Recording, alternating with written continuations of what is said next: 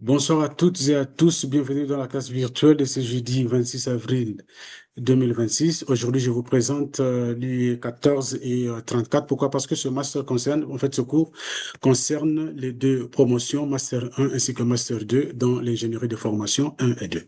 Alors, le cours de ce soir, c'est intégrer l'intelligence artificielle dans les pratiques de classe. Je vous partage mon écran.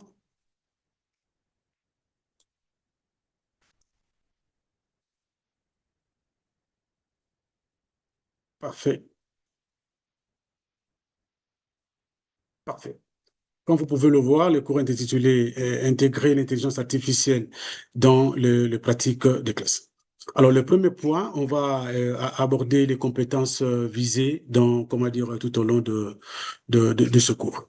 Alors, la première compétence, comme vous pouvez le voir, c'est développer, je dirais, l'esprit critique et de la culture informationnelle. Et dans cette compétence, l'étudiant ne peut pas ne pas maîtriser, comment dire, de petites notions sur comment analyser de manière critique et comment dire le contenu généré par l'intelligence artificielle, comment identifier le biais logarithmique, les erreurs ainsi que les fake news. Et aussi, l'étudiant de Master 1 et 2 ne peut pas ne pas connaître comment évaluer la fiabilité, la pertinence des informations issues des outils numériques. Il ne peut pas ne pas connaître comment développer une posture réflexive face aux technologies éducatives. L'étudiant ne peut pas ne pas aussi avoir ce qu'on appelle comment argumenter, voyez-vous, et justifier ses analyses. Alors, en ce qui concerne le deuxième point, la deuxième compétence visée ici, euh, c'est comment dire, comment intégrer l'intégration pédagogique de l'intelligence artificielle. Alors, l'étudiant ne peut pas ne pas connaître comment concevoir des situations d'apprentissage qui, comment dire, intégrant l'IA, voyez-vous, les situations problèmes, et ainsi de suite, aux activités pédagogiques. L'étudiant ne peut pas ne pas maîtriser comment adapter l'usage des outils, comment dire, l'intelligence artificielle aux différents niveaux, hein, degrés élémentaires, degrés moyens, degrés terminal, etc., mais primaire, secondaire ou universitaire, et aussi aux besoins et au contexte des apprenants. Alors, l'étudiant ne peut pas ne pas, comment dire, maîtriser comment utiliser l'intelligence artificielle comme un outil d'appui, hein, et comment dire, à l'enseignant, hein, sans se substituer à, je dirais, à l'acte pédagogique. L'étudiant ne peut pas ne pas, comment avoir une maîtrise sur la mobilisation, c'est-à-dire comment mobiliser l'intelligence artificielle pour différencier, hein, comment dire, les différents apprentissages. Alors, en ce qui concerne le point 3. Ici, la communication pédagogique et prise de décision. Ici, l'étudiant est censé avoir une petite maîtrise sur comment structurer un cours ou une séquence pédagogique en mobilisant les outils d'intelligence artificielle et produire également des supports pédagogiques, je dirais, pertinents, hein, les plans, par exemple, de cours, les exercices et les synthèses, mais aussi argumenter, apprendre comment argumenter et ou justifier le choix pédagogique, hein, en intégrant l'IA. Alors, en ce qui concerne le point 4, qui est la maîtrise des enjeux éthiques et ou professionnels de l'intelligence artificielle. Alors ici, nous sommes obligés d'avoir assez de compétences sur comment comprendre les enjeux éthiques liés à l'intelligence artificielle, à l'usage de l'intelligence artificielle, c'est-à-dire le plagiat, les données, responsabilités, etc., etc. Adopter une utilisation responsable et éthique des outils, je dirais, des outils numériques. Et aussi, comment sensibiliser les apprenants, hein, aux risques et aux limites de l'intelligence artificielle. Promouvoir également, je dirais, une utilisation critique, voyez-vous, et citoyenne de l'intelligence artificielle. Le cinquième point, en fait, c'est la production numérique et valorisation pédagogique. Comment concevoir, je dirais, une capsule vidéo pédagogique intégrant l'usage d'intelligence artificielle, utiliser des outils numériques tels que le PAO, en fait, l'enregistrement vidéo, montage, etc., etc. Produire également une vidéo en format MP4 et aussi comment la publier, comment dire, et en ligne sur YouTube, par exemple, ou autre plateforme de formation ou d'apprentissage. Alors, la dernière compétence ici, c'est une compétence transversale. Je dirais, en fait, c'est, comment dire, et là, tous les étudiants, tout le monde, vous qui êtes étudiants de Master 1, Master 2, vous êtes censés comprendre, connaître comment développer une posture de formateur réflexif, je dirais, et aussi critique et innovant face aux transformations numériques, je dirais, de l'éducation. Alors ici, en ce qui concerne l'introduction, eh bien, nous allons aborder également un certain nombre de points. Ici, ce qu'on est censé retenir, c'est que l'intelligence artificielle transforme profondément l'éducation. Elle permet à produire rapidement des contenus d'accompagnement et des apprenants.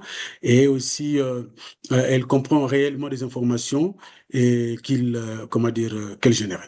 Donc, ce qui est vrai, ici, on doit retenir que l'intelligence artificielle n'a pas la possibilité de comprendre réellement les informations qu'elle génère. Et aussi, son usage nécessite donc un regard, je dirais, critique et, comment dire, dans un encadrement pédagogique. Contexte et enjeux. Alors ici, l'IA, l'intelligence artificielle, facilite l'accès aux ressources et à la personnalisation des apprentissages. C'est-à-dire, l'intelligence artificielle aide les enseignants à préparer le cours des exercices, tout ça, mais elle veut produire également des erreurs, c'est ce qu'on est censé retenir, et produire des biais. Dans les contextes africains, le manque de formation accentue le risque. Ce qu'on est censé retenir sur cela, eh bien, c'est un concept qui est récent ici en Afrique. Et il y a une formation comment dire, qui va vraiment nécessaire pour que les apprenants ainsi que les enseignants puissent s'en approprier convenablement afin de mettre en situation de classe, de mettre en œuvre en situation de classe des bonnes pratiques liées à l'intelligence artificielle. Alors, le point suivant, ce sont les objectifs de la formation. Nous avons quatre objectifs. Le premier objectif est lié, comment dire, comprendre les fonctionnements de l'intelligence artificielle générative, identifier ses limites et aussi les risques liés à l'IA, et aussi développer l'esprit critique chez les apprenants, encadrer l'usage de l'intelligence artificielle de manière responsable. Alors, les publics ciblés ici sont les enseignants ainsi que les élèves. La définition de l'IA simple est une technologie qui permet à une machine d'imiter certaines capacités humaines comme apprendre, comprendre et je dirais et, avec beaucoup de précision possible.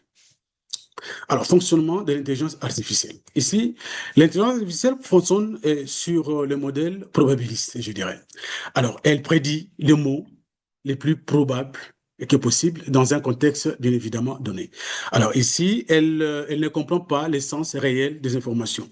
Alors ces réponses peuvent être cohérentes, mais incorrectes. Alors, par ici, je vais essayer d'expliquer en quelques mots parce que nous sommes en train de courir derrière le temps. Alors, ici, ce qui est vrai, c'est que elle prédit, l'intelligence artificielle prédit le mot les plus probables dans un contexte donné tel que je venais d'expliquer. Alors, ici, ce qui est vrai, ce que vous êtes censé comprendre, c'est que l'intelligence artificielle ne comprend pas comme un humain. Voilà, c'est ce qui est censé être connaître. Alors, ce que vous êtes censé connaître. Alors, elle fonctionne comme un système de prédiction de mots. Voilà, à partir des milliards de textes, elle apprend quelles associations de mots sont les plus fréquents. Voyez-vous? Donc, quand on lui pose par exemple une question, elle ne cherche vraiment pas la vérité.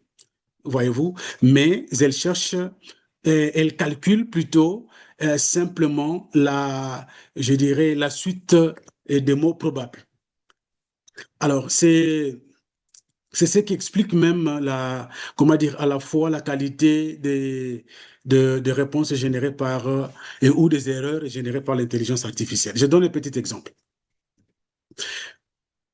C'est comme un téléphone.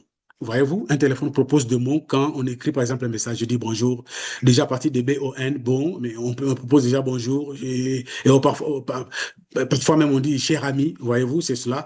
Donc l'IA arrive à entrer dans les différents serveurs, des différents serveurs pour voir les différentes informations qui ont été posées, les différentes questions qui ont été posées, les différentes questions et où les informations qui ont été enregistrées. C'est sur base de cela que l'IA ne peut que vous proposer aussi la réponse. Donc, c'est quitte à vous d'analyser cela, de juger bon ou mauvais, de prendre, comment dire, prendre ou laisser la réponse générée par l'intelligence artificielle.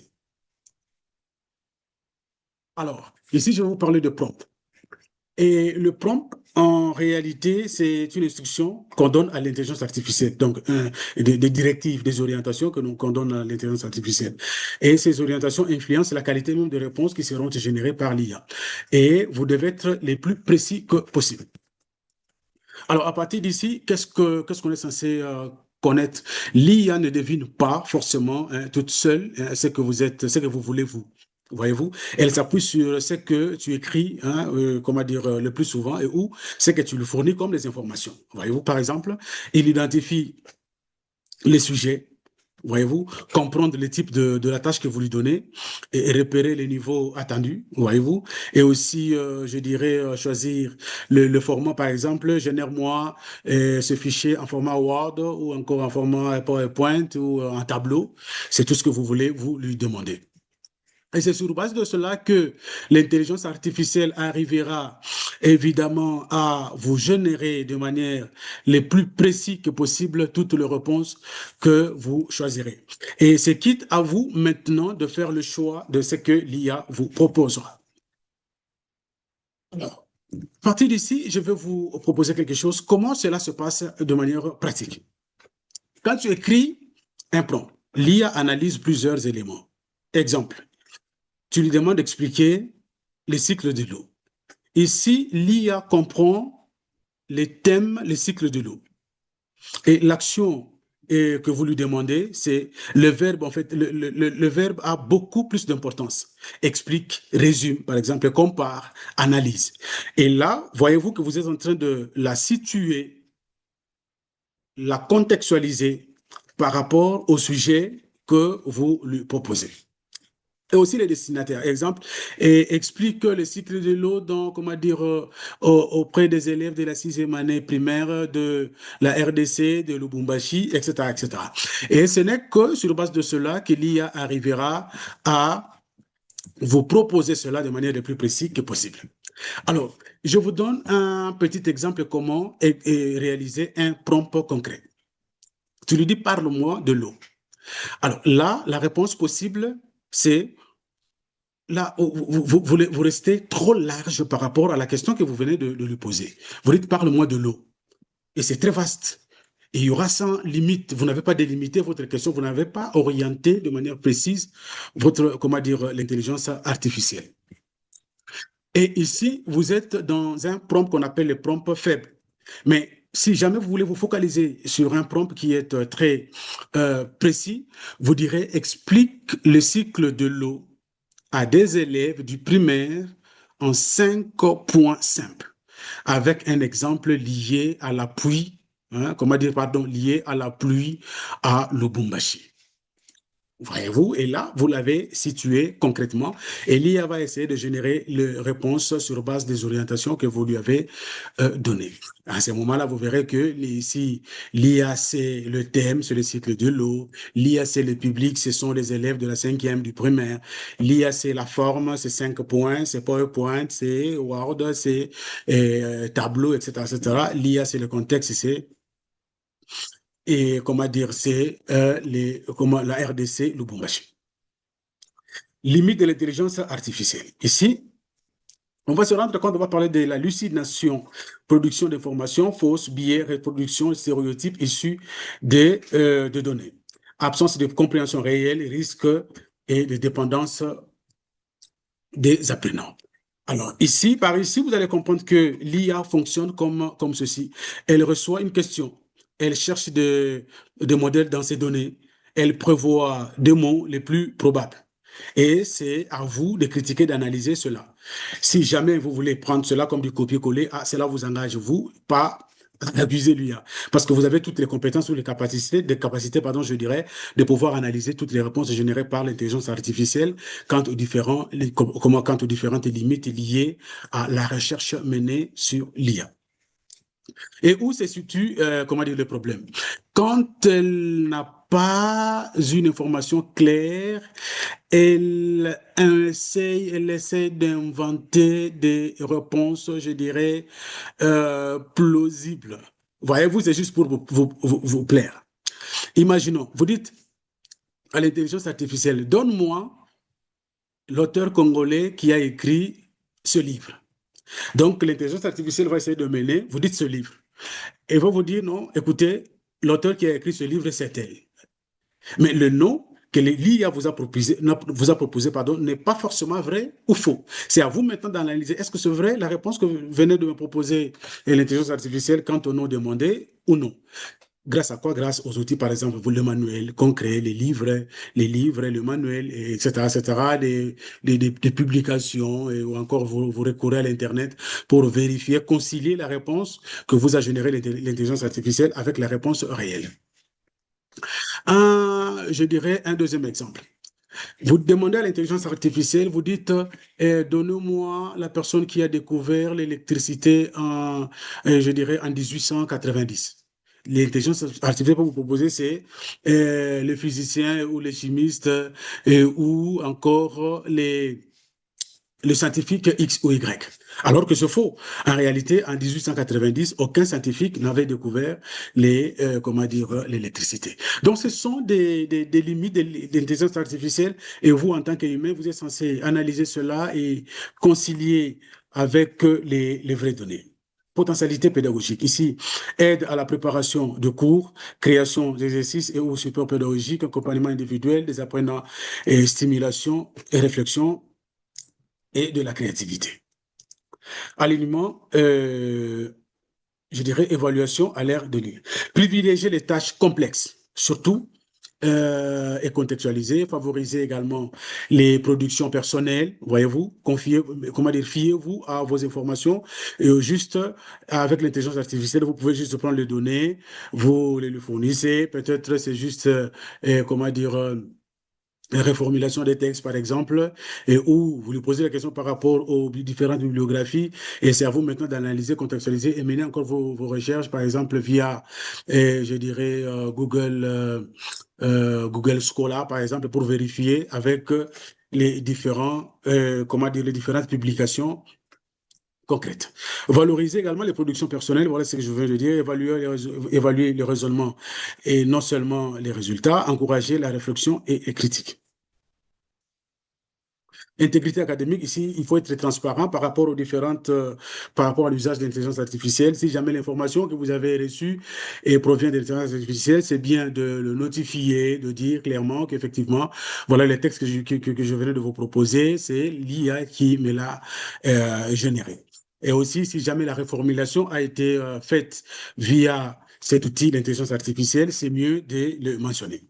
Respecter les sources et éviter le plagiat, assurer la responsabilité de production, protéger les données personnelles. Rôle formateur, vous êtes là comme un guide, les apprenants, vous êtes comme un encadreur, vous êtes là comme vous développez toujours l'esprit critique avec vos apprenants, vous adaptez aussi les outils comment dire, au contexte local. Donc, en conclusion, je dirais que l'intelligence artificielle est un outil puissant, mais imparfait. Elle ne remplace pas, bien évidemment, un humain et son usage doit être critique. Il faut toujours critiquer toutes les réponses générées par l'intelligence artificielle, éthiques et ou réfléchies. Et aussi, le formateur joue un rôle de médiateur. Voilà. Et vous êtes là, un rôle central, voilà, dans son intégration. Merci à vous. À la prochaine. Je sais que la prochaine séance sera le mardi, mais de toutes les façons, je vous enverrai un message via mail et aussi je vous exhorte de poser vos questions via notre espace d'échange forum général et ou chat de notre environnement numérique de travail. Et à très bientôt. Au revoir à vous. Bye bye bye bye.